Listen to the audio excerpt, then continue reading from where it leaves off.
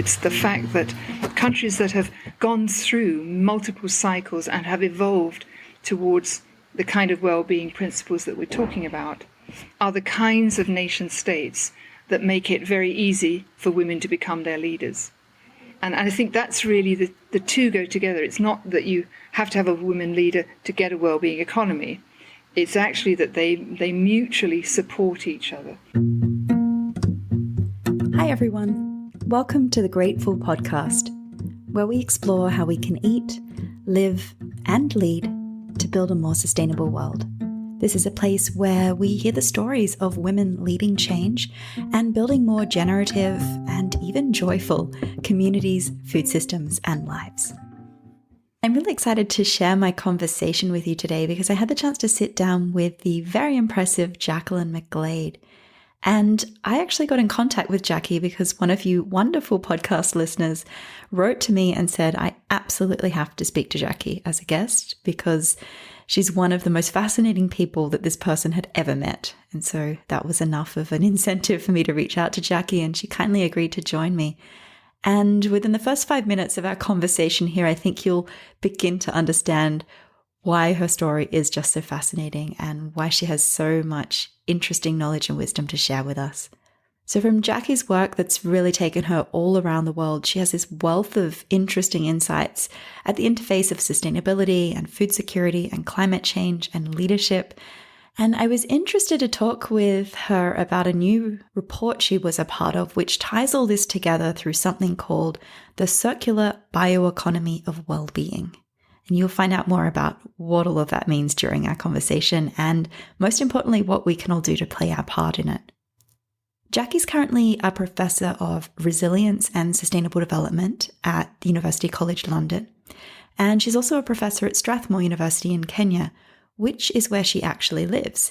Jacquie was previously chief scientist of the United Nations Environment Programme, and she was the executive director of the European Environment Agency for 10 years. So she's really had some of the big jobs in the sustainability and environment space. And that's why I was excited to tap into her wisdom and, find out what all of these years of fascinating work experience have taught her and what she thinks are the most important things we need to be doing to build a more sustainable and resilient world. I really love my conversation with Jacquie, and I hope you will as well. And to get started, I was really interested to learn more about her story and what led her to currently be living in the Masai Mara. Looking into your background and your experience, I just found your journey really fascinating. And I concluded at the end that you must thrive in extremes because I saw that you had grown up in the UK, you had done work not only in the ocean floor, but also in space, and you now live in a mud hut in the Masai Mara in Kenya. And I'm sure there's a fascinating story behind all of that. So could you just share your story and how you got to be where you are today? I think the main driver in my life has always been never really knowing when to say no, and always being completely fascinated by going to places where no one else has ever been. I've done lots of explorations to completely uninhabited, untouched parts of the planet. But on the way, discovering that people are so interesting and they want to talk to you about their lives and their stories. And I always felt that you gain more by just going with the flow, going what might seem to be an incredibly dangerous journey. But actually, if there's somebody with you, they're taking equal dangers. And so for me, danger, exploration, excitement, they all kind of meld into one. And that's really why I've taken what appear to be very difficult journeys, but at the time it's just one step in front of another, whether it's crossing the ice cap or, doing extreme physical challenges as well as intellectual challenges. I've always felt that if you go with other people, you can travel to places which are just amazing. So that's always been my kind of mantra. If you've never been there, you might as well try it. Amazing. And so how did you find yourself living in the Masai Mara? I used to work for the UN, and whilst I was there, one of my staff visited the Masai Mara because I was headquartered in Nairobi, and he came back and said, wouldn't it be great if we could invite some of the Masai to come up to the UN headquarters and talk to us about their life? So I said, oh, yeah, that would be really interesting. So Friday seminar, if you can imagine it. And so a group of people, 4 men came up, and subsequently I learned my husband was amongst them. It was the first time they'd ever left the Mara. They'd never been to a city before. They came with all of their tribal gear and their weapons, and they arrived at the UN, with spears, poison arrows, the whole works. Unfortunately, the UN guards they're just brilliant. So they sort of thought, oh, okay, let's let them in. And so they came and they gave a seminar. But when my husband walked into the room where everyone was waiting for them, he didn't know who I was, but he saw me and he sort of said that I was exactly the person that he had dreamed that he would marry when he was 10 years old. Oh, wow. And he had told his parents, and his parents said, under no circumstances can you marry a white person. You have to marry a Masai. You will become the next chief, and so on. Anyway, he went back to his village, and he must have, caused the most massive stir, because the next thing was, as part of the handover when he became the new chief from his father, the local chief, he announced that he was going to get married to me. But I didn't know anything about this, so he invited me to the ceremony. And I arrived with a colleague and another friend to an enormous gathering of thousands of people with all their weapons and everything else, a huge, huge celebration. And we thought we were just going there to see the new chief being made. But at the very end, when they started throwing milk over me, and I asked the interpreter, what's happening? He said, oh, well, this is when you're announced as the chief's wife. And I went, oh, right, okay, that's sort of interesting. Oh, my goodness. And of course, you don't really say no when there's all people with swords and spears and all sorts of things around. So I thought I'd just go along with it. And so I told my daughters, I said, I think I just got married. And they just went, that's so typical of you. You don't find out before you get into things. Anyway, we fell madly in love with each other, and we got married. And he and I then built a new village with about 300 people. We built houses for everybody, still mud huts. And we put in electricity and brought water into the village from the mountains. And we all lived happily ever after, so to speak. Wow, that's amazing. But how was that moment for you as a super independent woman to realize in the moment that you are now married? Well, I think that I didn't really understand all of the intricacies of it. And it took me probably about 6 months to be comfortable with wearing, because I wear Masai dress when I'm in the village. And so and of course, no one can speak English. It's all in particularly the ladies, they only speak Masai. They don't speak anything else. So I was learning the language as quickly as I could. And, it is just a mud hut. And there's very little, and people are extremely poor. I mean, there is no money. There is nothing. And so you realize what you can do without. And so overnight, I began to just do what people do in this kind of extreme situations. You figure out what's really important, and then you just do without all the rest of it. And so we have a very stripped down life, but the greatest thing, of course, is that you wake up in the morning and you're greeted by at least 300 people who are so happy to see that you're alive and you're happy and wealthy in terms of that. So it's important that you get back to the idea that we're naturally born to live in communities. And that's the way that humans actually thrive. Yeah, absolutely. And I can imagine there are many other lessons learned from that experience, also in terms of food security and climate change, which are topics that you've worked on. In that context where I imagine there's a high vulnerability to food security and climate change, but also a much closer connection to nature and an entirely different way of living. What are some of the things you're seeing there that are really inspiring in terms of adapting and mitigating climate change and facing food security challenges? I think the most fundamental point is that a tribe like the Masai are extraordinarily resilient. So they know that they can survive on very, very little. And when I say little, I mean little, like a thin cup of tea in the morning with some milk in it, some leaves from the forest during the day, and another cup of tea at the end of the day.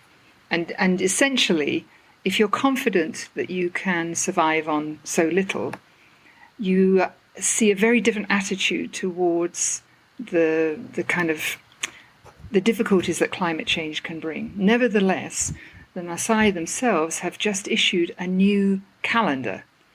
So given the fact that most people are illiterate, in the tribe, everything is done with pictures. And so typically there would be sort of the rainy seasons, the dry seasons, and so on. And what this new calendar talks about is how, not only how has it shifted, but what people should be doing at these different times. So what should you do in February is different to what it was before. So they have pictures of what people should be doing in February. What should they be doing in June, and so on. And for me, it's a fantastic manifestation of long-term survival.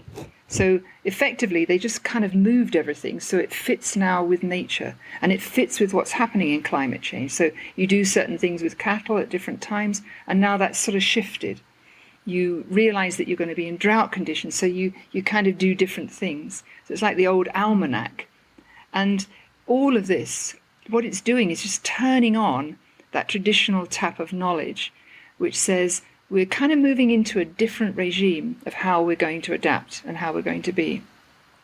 And so it's far less extreme than perhaps it might be when you're talking to people in the urban environment who are in a coastal area which may become inundated and things get washed away. So they're able to adapt, they're able to think in a way which is all-encompassing, and they don't see a difference between themselves and nature. It is just one continuum. And because of that, it's not a war, it's not like them and us, nature and us. It's just like, oh, nature's doing this, right, we better move in this direction. And as you have such a strong background in science, how has that influenced how you show up as a scientist?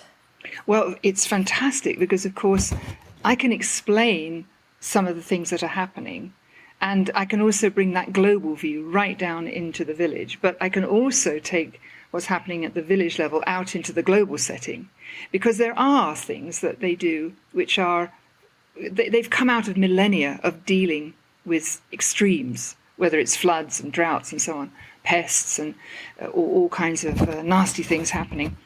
And in a way, that's what we've lost in most of civilization around the world. We've lost that innate ability, our inner instinct of how to respond to changes in nature.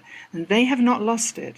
So whether you're up in the forests or wherever you are with indigenous peoples, and I found the same thing up in the Arctic, wherever I've worked with indigenous peoples, there is a kind of confidence that nature will take care of you. And okay, they realize that death may come, but they're much more accepting also of death, of fatality, in a way that we've lost that sense of it's a continuum and you're just part of the whole system.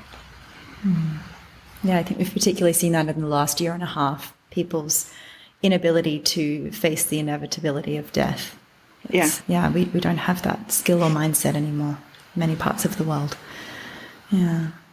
So, I mean, this kind of links to what I also wanted to ask you. You've worked on a lot of different sustainability-related challenges.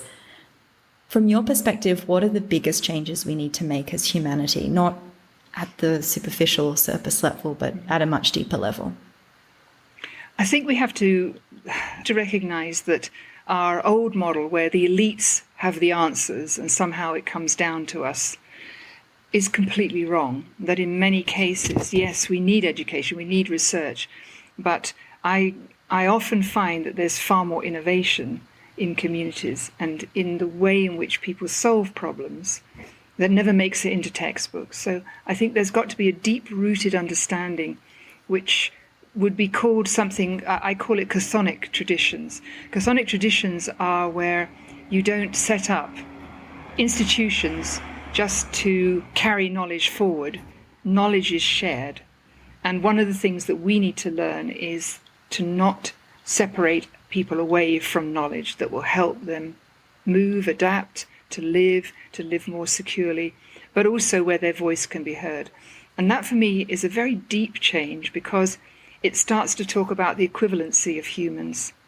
It starts to move away from hierarchy in the formal sense that the developed world has, and go back to an idea that you gain your wisdom, and the way you use that wisdom and that experience is how you are then respected by others in the community. So you kind of earn that respect, as opposed to buy the respect or learn it from a very narrow point of view. And I think that's, for me, It comes down to a very deep change that we have to have, which is a respect for each other and for nature. And it sounds very superficial, but if you listen to that and really understand what it means, it alters pretty much everything, even the way that we think about what is the economy for. What is the economy for? Well, it's not just to make a few people wealthier. It's actually to try to make sure that everybody has security, that we have safe housing, we have energy, and so on and so forth. So that's where I think the biggest change has got to come. And it's about well-being, it's about prosperity, but it's for all. It's not just for the elites.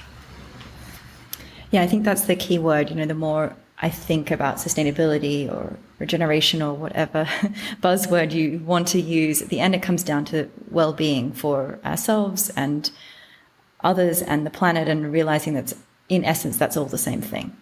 And I was really interested to see you're a co-author on this report, the 10 Steps to a Circular Bioeconomy of Wellbeing, which is a mouthful of a title, but I really like it. And I was wondering if you could tell me more about what the circular bioeconomy of well-being is and what are the important steps we need to take to get to it. Well, lots of people talk about the circular economy, and that kind of makes sense if you live in an industrialized world where you have a lot of waste, and we talk about gathering waste and making value out of it by converting it, recycling it, and so on. And then there's a kind of next step where you go beyond that circularity and you start to think about, well, maybe if we redesign things, then we don't need to recycle them, because if we can actually repair them and renew them in a way which is not putting them once through another loop, then we're getting closer and closer. And of course, what we're trying to do is make the most out of the material resources that we have. But a lot of it is still entrenched around resources that are finite, whether it's fossil fuels or minerals and so forth. Whereas the bioeconomy for me is essentially it's infinite, because things continue to grow, and they grow in such a way that we can use them for many things. So the first stage of this circular bioeconomy was going back to the fundamental idea of the human-non-human relationship and looking at how we can interact with the non-human part to better effect. So, for example, growing trees, yes, of course, to secure carbon, yes, to create all kinds of timber products and so on, but actually trees have got medicines. They need very little nurturing in some cases, but some cases they do. But what's fascinating about the circular bioeconomy and well-being is that locked up in the bioeconomy are many, many chemicals and complexes that are really good for our well-being. So if you read the literature, there's some literature that documents how improvements to our well-being happen from very short periods of being in a forest, so 30 minutes in a forest or a walk on the beach, breathing in clean air. But more than that, it kind of resets our internal dynamics. So there's a very deep-rooted sense in which working with the bioeconomy, which is circular by its very nature, because you're not creating pollutants, which then you have to deal with, which take you out of the circularity. But if you work on the bioeconomy, where everything has that bio base, local foods produced, etc., then you come back to understanding that this is well-being, because in a very mundane way, you would say, well, I'm not traveling hundreds of miles, or food isn't traveling hundreds of miles to get to me. I'm actually much more closely locked into my local setting. And human beings are highly adapted to their local setting. So whether it's through nutrition and diet, we have the most amazing set of phenomena to do with the human body, whether it's our skin or our ability to eat different kinds of foods. So well-being for me is tightly coupled with our local environment, and they're of course tightly coupled with it being healthy and essentially being able to regenerate itself. So as we regenerate ourselves every day, as our skin grows and it replaces itself and so on, we're actually taking in our local environment. Everything we eat and our breathing and the water we consume, all of that is essentially telling us that we are just part of nature. So that's what the circular bioeconomy for well-being is all about. I guess the main question that comes up for me then is, what leadership do you think we need to move that forward, to achieve that? I mean, it is a very different kind of leadership. We saw in the last 2 to 3 years with the Wellbeing Economy Alliance initially, and now governments sort of jumping towards it, particularly smaller governments, Iceland, Finland, New Zealand, Scotland, and so on, that the principles of a well-being economy, which talk about equality, they talk about the bioeconomy, they talk about all the things that I've been mentioning, a respect for each other, principles, not necessarily owning things for generations to come, but actually, dispersing wealth. The countries that are best able to take on this are those that are led by women. Now, that's not a coincidence by any form. It's the fact that countries that have gone through multiple cycles and have evolved towards the kind of well-being principles that we're talking about are the kinds of nation states that make it very easy for women to become their leaders. And I think that's really the two go together. It's not that you have to have a woman leader to get a well-being economy. It's actually that they mutually support each other. And it's a different kind of leadership because it's a leadership which is much more tightly connected between the leader and communities. There's a coupling, there's a greater power of voice from the local up to whatever decision-making level you want. But there's also what I call third-order governing, where essentially responsibility is given over to the community. So it's a different kind of leadership. It's not that people don't take responsibility. It's not that people aren't accountable. But there is a kind of sense in which the community takes on a different role and finds its own leadership. So it's not, politically or ideologically, it's the leadership that is right for that community to solve those problems at that time. Yeah, that's so important. And in working on that, have there been particular individuals or communities or, let's say, case studies that have really inspired you in terms of demonstrating this leadership? Yes, I think all over the world, wherever I've had the opportunity to visit and travel and be close to communities, I can find male and female. The gender doesn't really seem to be so much the issue amongst Indigenous peoples, because there people have different roles. But the kind of the hallmark of the leadership that I've run into, I think, can be properly identified, perhaps in the Masai, but also in the Inuit and a few other communities, for example, in Greenland, in the Sami peoples and so forth, is that the leadership that I have really found most effective is the leadership where, for example, in the Mau forest, we have a couple of ladies, Beatrice and Irene, who have a kind of a formal position, but why they are considered to be leaders is that they understand the intergenerational. They understand how to connect young people with the elders. They understand the power of storytelling, and they're able to translate all the kind of noise that's out in the system into the daily pragmatic lives of people and really make a difference, and then to sustain it, and then to really be there on the ground. Up in Greenland, there was a hunter, and he was quite an extraordinary man because he also took on a lot of orphans who, for whatever reason, had lost their parents in a very extreme setting where you're right on the edge, you're in the Arctic, you've got polar bears, and it's a hunting society. But again, he was the one who could really make that connection between the dogs, the animals, the wild animals, the stark environment, the climate change, and then society as a whole. So I think, for me, no matter where I go, I always find that there's a natural leadership amongst those who can make those connections. And there are many, many stories of how people have come back. Maybe they've even been trained outside and then they've come back, but they've been able to bring a community together because they could see the connections that need to be made. Yeah, it's about building and holding a container for those connections to be held and sustained. Yeah, thanks for those examples. For me, leadership always links to this question of kind of personal development, and I'm wondering what your thoughts are on and what sort of personal development we need to be future ready and what future leaders need to be future ready. Well, as you know, if you read my CV, people say, oh, you've had all these really big jobs, top jobs, you see, so head of this and head of that and so on, chief scientist and that. But I wish, and this is a personal reflection, I wish that I had learnt about something which I experienced when I was in my 50s. I wish I had learnt it when I was in my 20s and my teens. And what it is it's called Vipassana. It's a kind of meditation.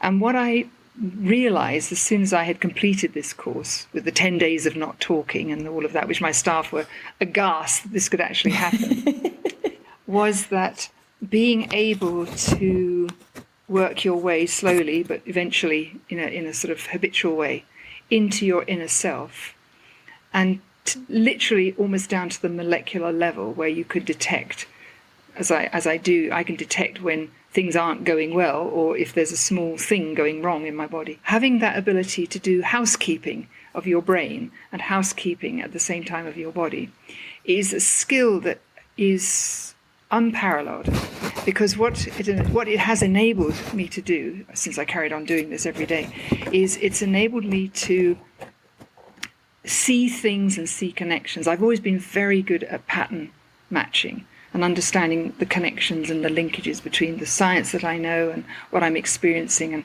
and all of that. But what it allows me to do is to think more deeply on what are the dynamics between people. And so the greatest skill I think that you can achieve is not being necessarily emotional about everything, but in having that emotional intelligence to be able to understand what someone is actually saying to you when they're speaking, but their body is telling you something else. And I'm not saying you can learn it, but going through the route of meditation kind of clears your own system out so that you're much more open to understand what other people are doing. I think that's the biggest change that I experience. And so I don't hear noise, I just listen to the person, and then they're able to communicate. And the extraordinary thing that happened when I was being trained by a forest monk who came from Sri Lanka, from the forest, where he would meditate, so 15 hours a day, quite an extraordinary man. But during the 10 days, literally all of farm animals around where we were being trained, there were 3 of us, went silent. They just sat quietly around. And then when we finished the training and we started just to sort of give off energy, then all the animals sort of got up and started doing what animals do, barking and yelping and peacocks crow and all this. And I find that that's something which is tremendous, is that skill where you can help people to calm. Particularly, I did a lot of conflict resolution. So helping people to be calm in a highly conflictual setting is really, really important. I think that's so important. Like, what's happening internally is the biggest reflection of what we'll then perceive is happening around us as well. I think also, if you can trust in yourself, then that measure of trust can convey. And I'm not talking about hubris. I'm not talking about arrogance. I'm talking about a sort of centering of yourself, thinking, I think I can manage this, or actually, no, I can't manage it, and I'll ask for help. I think that's also an extremely important leadership skill, knowing when to ask for help and when to inspire others to sort of come to the front, and when just to sort of take a backward step and let others fill the space. I think that's absolutely vital. Yeah, I completely agree. And when to say, I really don't know. That's as important. Any other things you would go back and tell your younger self? I think probably, certainly listen more to people. Always listen carefully. I think without sounding self-satisfied, I was always very pleased sometimes in the short term and the longer term by the enthusiasm I always had for things, and as I said, to dive into the deep end and just kind of get involved. I think so. I would always say to my younger self, just go for it, because you never lose. You always gain something by committing yourself to things and being enthusiastic. But I think sometimes maybe, and it's youth in its own right, you feel there are moments when you are inconquerable, and of course you aren't. Absolutely you're not. But I think overall, by dint of using your intelligence, and everyone has intelligence, it just comes in different packages in different ways, but using it always to help others, it pays back over the years. I can't tell you how many people have come over the decades said to me something like, you did this for me, and tiny little things, and people are so grateful, and they come back and they tell you it's wonderful. It's really nice. So always be kind to people, always. It starts with kindness to yourself, I think. Yeah. And all of these exciting adventures that you went on, I could imagine there were moments where you perhaps doubted yourself or doubted the decision to embark on them. What did you do in those moments to find courage and to find a way to continue? I don't know what it is. I mean, I'm a great one. I can bury things, absolutely, if they're just so awful. And I've had one or two absolutely really awful things happen to me in my life. I don't know, there is something I have inside me which means I get up and I just solve it.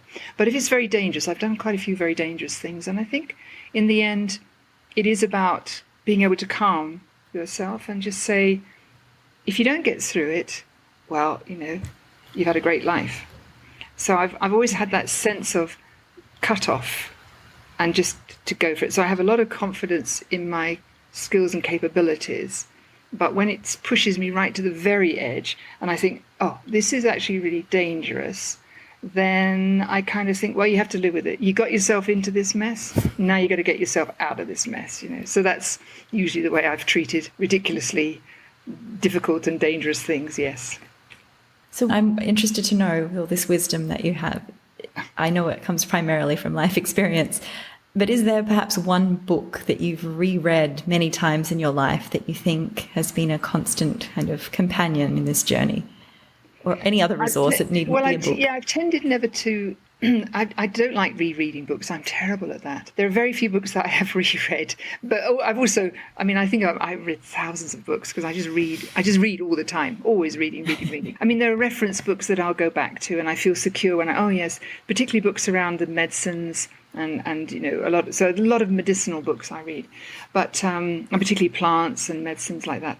But I love reading inspirational books from Bear Grylls to Obama. I mean, all of these books where I see something, a little nugget, and sometimes so it's not a book per se, it's lots and lots of short little pieces and snapshots of something that somebody did at a time when it would appear that the odds were stacked against them. Kofi Annan, I mean, he was inspirational as Secretary General, and I had the privilege to meet him, and I was really struck by him because, again, he found himself in some awful situations in Africa. I mean, particularly here in Kenya, he came, and he brokered the kind of the peace deal, as we would call it.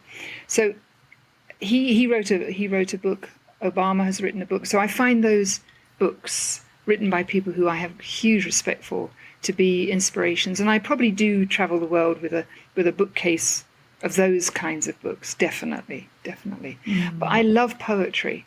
Norman McCaig is a particular favourite of mine, only probably because I heard him read his own poetry in Scotland years and years and years ago, and it stuck, particularly a piece in a train journey where he talks about, he's obviously lying in a bunk, and he talks about drawing his legs in as they go through a tunnel. It's just it's so beautiful, some of his descriptions of nature. So yeah, I would say it's probably a catalogue rather than a book, a catalogue of small pieces out of many hundreds of books that stay with me. And I remember them and I think about them. And it's interesting you mentioned Obama's book. I'm reading that at the moment, and it is fascinating to go back and read about how situations were before they were historic, right? When it was, you were the first person doing something, or you were doing something unexpected, just how difficult each moment was, and the courage that they kept needing to find again and again to stand up. And unpacking it and making it a next step and a next step, but always keeping the long view in sight. Yeah. What work are you up to at the moment that you feel excited about? I'm completely excited about the idea that we're launching a voluntary carbon market which connects investors to hundreds of ladies who are working in the Mau forest and in the Masai Mara, who are going into the forests that have been degraded, and we've taught them how to collect the seeds of particular medicinal trees, and they are growing those seeds into seedlings, nurturing them, watering them, or keeping them, on their way. And then we got a small donation from a person who was just out of the blue helped. And it has been transformational because those ladies have gone out and have walked all of the areas around where they live, and they've claimed community land. So they're not going to the government, they've claimed community land, and they're now rescuing and restoring and planting the trees. I've taught them how to measure with satellites and actually measuring trees and all of that. And so now, as we launch this, we can genuinely say that if you want to make a difference on planet Earth, you can look at our organic carbon maps of the forests and the Mara. You can tell us what kind of impact you want to have, and we can then put that small donation directly into a household, and she will then be able to pay for school fees and food, for years to come. And she'll go and nurture that tree, and she'll take a picture of it, and over 15 years, gradually it'll grow, and it will not only produce medicines or fruits and food, it will also sequester carbon at a rate that's nearly the same as the Amazon forest, which is extraordinary. But it will also give her the ability to be independent financially as well. So it's really exciting. I think that's the one. And then at the other end of the scale, we've found a way to bring the waste of the glass bottles into a kind of production system where you crush it, you coat it with a particular activated media, and it can then clean water, even from the River Ganges, once passed through into drinking water. And at the other end, I can put it into the ground. It's called porous alpha, and I can put it into the ground, and I can turn deserts into green areas. So within 2 weeks, I can grow trees in the desert by putting this directly into the ground, just from recycled glass. So, and it's all communities. It's all Samburu. It's basically communities are doing all of this. So yeah, it's amazing. And so all I'm trying to do now is package it up so that people can be inspired and hopefully donate some money and get involved and do it. We've got literally hundreds of thousands of people doing this now. That's amazing. We'll put the links in the show notes so that anybody listening can follow up on the projects and get involved. Let me ask you, is the world any different today for a woman than when it was when you started your career? Superficially, when I began my kind of career, I would have been correct in saying that I was always the only woman in the room. I was the only scientist. I was the first scientist in the Canadian federal system to ask for maternity leave, if you can imagine it. So, I had to actually try to do all of these things, first everywhere. First one in a submarine, first one here and that. But what I have seen is what a lonely life that is from the perspective of today. And I also fundamentally realize that if women had been around in the density that we are today, in the sciences particularly, but in all these areas of innovation, we would have achieved sustainability 30 years ago, because the answers are completely different to the answers that we were getting 30, 40 years ago. And if IPCC, the climate change discussions, had been started with women and not with men, I suspect we would have had this done and dusted at least 20 years ago. So there is a massive difference in the solutions because of the way that women come to the problem and how we actually try to solve things, as opposed to how it was done when I first started in my career. And for that, I am eternally grateful. Yeah, I think that's such a fundamental point, that how we understand the situation we're in depends on how we frame the problem. And if we don't have diverse voices at the table when we do that, then we go down the wrong path. So I like to ask all my podcast guests this question. The podcast is called The Great Full. So what does living a great and full life mean for you? Putting the two together means living with the Masai at one end, living with my other family in the UK and Germany and in parts of Europe, and recognizing that they give me so much, but by connecting them, we've been able to start to build a different kind of future for a lot of young people here and a lot of young people and older people who see a future by investing some time and effort into what we're doing in Africa. So for me, it's been building the connections, and that is a great and a full life. Thanks so much for listening to this episode of the Great Full podcast. If you liked it, then please go ahead and subscribe and share it with a friend. And I would love to get your questions answered here. So if there's something that you would like answered or explored on this podcast, just send me an email to podcast@thegrateful.com and I'll do my very best to get your questions answered here on the show. Music in this episode came from Blue Dot Sessions.